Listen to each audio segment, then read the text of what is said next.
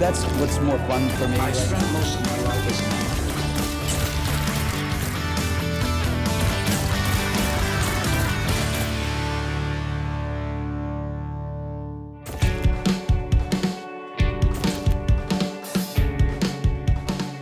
Hugh Jackman has created a career of contrasts. Just as comfortable playing a blade-fisted superhero as he is singing and dancing on Broadway. It seems this lad from Sydney craved the spotlight from an early age. The youngest of 5 children, Hugh was always clowning around for attention, using school musicals as an outlet for his creative energy. After earning a journalism degree, Hugh decided to pursue an acting career, studying at the Actors Centre in Sydney before graduating from the Western Australian Academy of Performing Arts. I've always loved about acting, doing different things. I've always been able to, when I did training, we did classes from 9 in the morning till 6 at night. So you did Shakespeare, then circus training, and then voice, and then fencing, and I loved it. I loved going in and what's the new thing? And you learn very quickly to adapt, and so I enjoy that. This study created inroads to Australian television work, most notably the prison drama Corelli, where Hugh was offered a starring role opposite his future wife, Deborah Lee Finesse.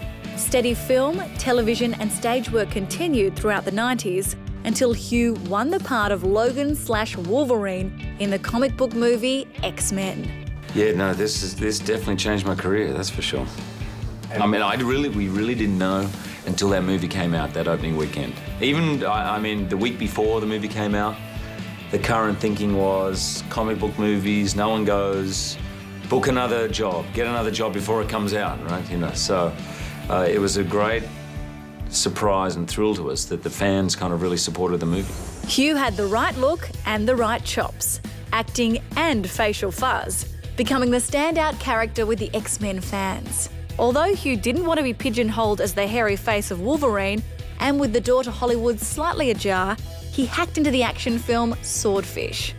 Playing opposite John Travolta, Hugh couldn't speak more highly of the legendary actor, and their good guy, bad guy banter was the highlight of the film.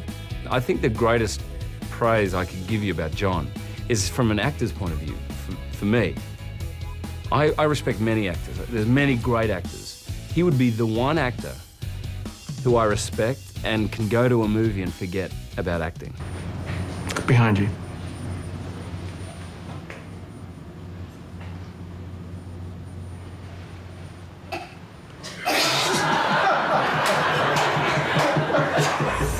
In a change of pace, Hugh delivered a charming leading man performance in the romantic comedy Kate and Leopold, solidifying a female fan base as the well-spoken, courtly gentleman furthered his position in the industry.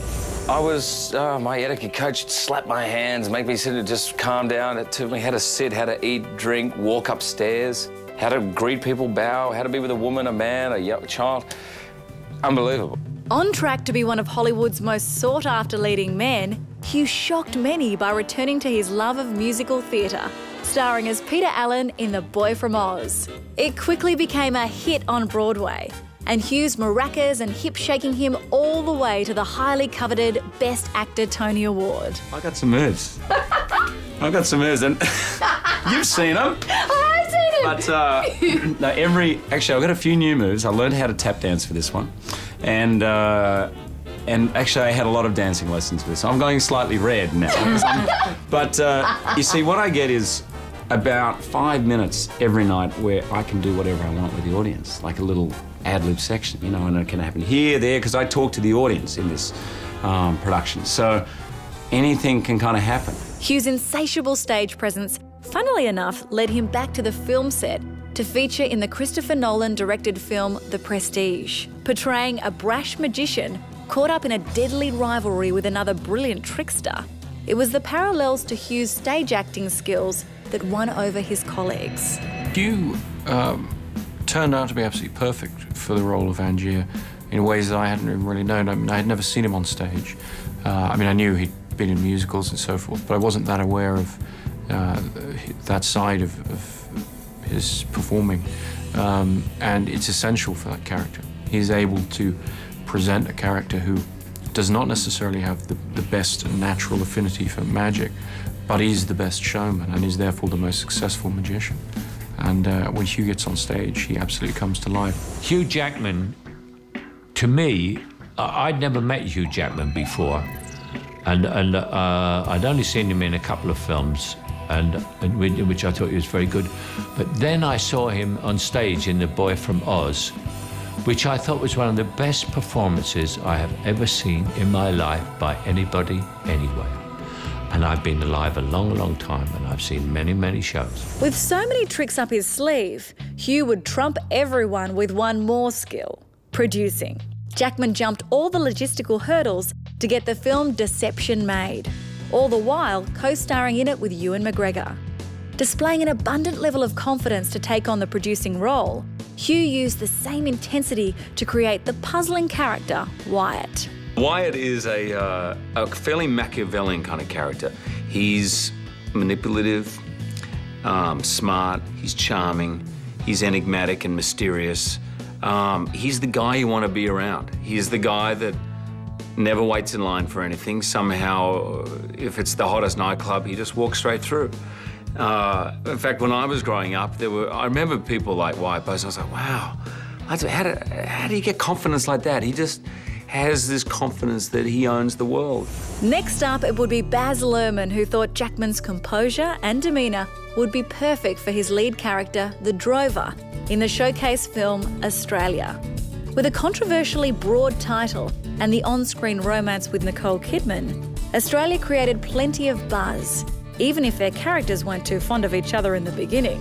When he sees this woman in all her finery, seemingly very uptight, dressed with 39 suitcases of luggage, not only in terms of what she represents in terms of class, but just as a person, she's irritating to him. Everything about her. Here's a guy who sleeps under the stars every night, and everything he owns can be carried in one pack. Everything. And to have this woman who can't stand flies and everything, he kind of finds her irritating to the point of actually being quite amusing. From bucket baths to kicking ass, Hugh returned to the hairy face and steel stature in X-Men Origins Wolverine. Wolverine is a fairly classic film archetype. It's really bread and butter of male leading roles, and it has been for many years. Han Solo, Mad Max, Dirty Harry, you know, they're the anti-heroes. They're good guys, but they're not always nice guys. And all those characters as I was growing up, they're the ones I loved. You know, I think a lot of our life and daily life is constrained. A lot of our daily life, you know, this is what you should do, and we've been told what we should do, and that's right. I mean, I'm a parent too, you know, you should have manners, you should do this. It's just so much fun not having any of those rules. It's just, I gotta tell you, playing, it's great therapy, basically. The majority of this Wolverine film was shot here in Australia, with Hugh's own production company handling the bulk of work. And it's not the last chapter of the Steely Wolf story, as Hugh takes the role once again in The Wolverine. This time it's set in Japan and further investigates the character's mutant origins. In a need to raise television ratings and known as the complete package, Hugh was asked to host the 81st Annual Academy Awards. A huge task, but the reception was very positive, with critics praising his fresh approach to the hosting role, incorporating singing, dancing, and the usual stand-up comedy. Another element to Hugh's almost perfect persona has to be his reputation as a father. Devoted to his two adopted children, Oscar and Ava, Hugh decided to box a few robots in the kid-friendly flick Real Steel. Steven Spielberg's desire for reality and the latest technology enabled genuine robots to be present on set, which surprisingly uncovered Hugh's inner child.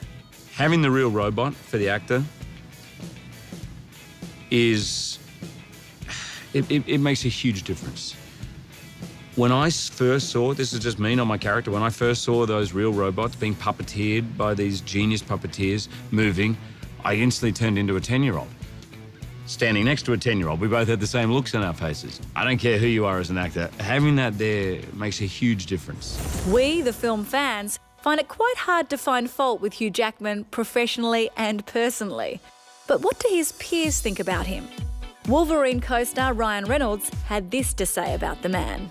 The thing I find most interesting about Hugh Jackman is he's the movie star that you always hoped movie stars would be like. And I guess a way to kind of distill that notion further would be that I feel like Hugh Jackman is the perfect ambassador to Hollywood.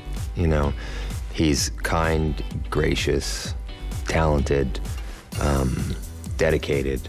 You know, he's everything that you'd want him to be. And you know, when the cameras stop rolling, the lights turned off, you know, he's the same guy. There you go. Even Hollywood stars can't get enough of him. So our star bio study confirms that Hugh Jackman really is a nice guy. Multi-talented, a caring family man, and an all-round great ambassador for Australia. In our books, Hugh can do no wrong. Stay tuned to Starfix for all the movies you know and the actors you love. Broadcast in high definition with 5.1 surround sound where available. For more of the best in entertainment news, check out your Movie Network channels. Find or follow us on Facebook, Twitter, YouTube and mnc.tv.